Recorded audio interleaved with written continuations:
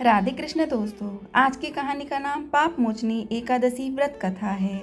धर्मराज युधिष्ठिर बोले, हे जनार्दन, चैत्र मास के कृष्ण पक्ष की एकादशी का क्या नाम है तथा उसकी विधि क्या है?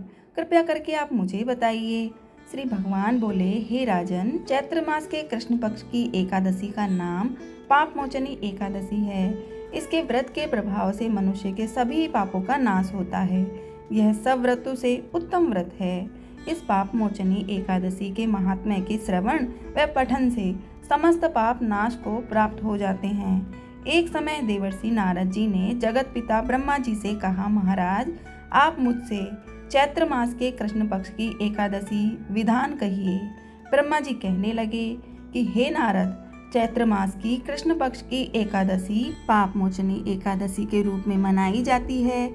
इस दिन भगवान विष्णु का पूजन किया जाता है। इसकी कथा के अनुसार प्राचीन समय में चित्ररथ नामक एक रमणीक वन था।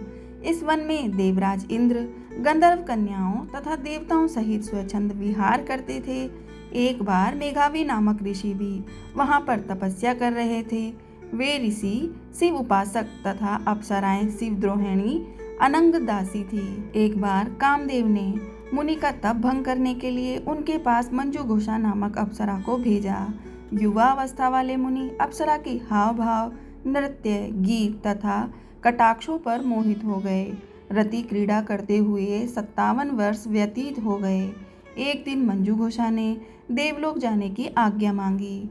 उसके द्वारा आज्ञा मांगने पर मुनि को भान आया और उन्हें आत्मज्ञान हुआ कि मुझे रसातल में पहुंचाने का एकमात्र कारण अप्सरा मंजू घोषा ही है। क्रोधित होकर उन्होंने मंजू घोषा को पिशाचनी होने का श्राप दे दिया।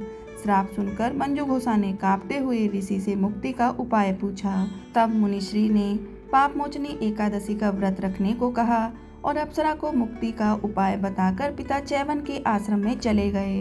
पुत्र के मुख से श्राप देने की बात सुनकर चैवन ऋषि ने पुत्र की घोर निंदा की तथा उन्हें पाप मोचनी चैत्र कृष्ण एकादशी का व्रत करने की आज्ञा दी। व्रत के प्रभाव से मंजू घोषा अप्सरा पिशाचनी देह से मुक्त होकर देवलोक चली गई। अतः हे नारद, जो कोई मनुष्य विधि पूर्वक इस व्रत को करेगा उसके सारे पापों की मुक्ति होना निश्चित है। और जो कोई इस व्रत के महात्म्य को पढ़ता और सुनता है उसे सारे संकटों से मुक्ति मिल जाती है। जय श्री राधे कृष्ण।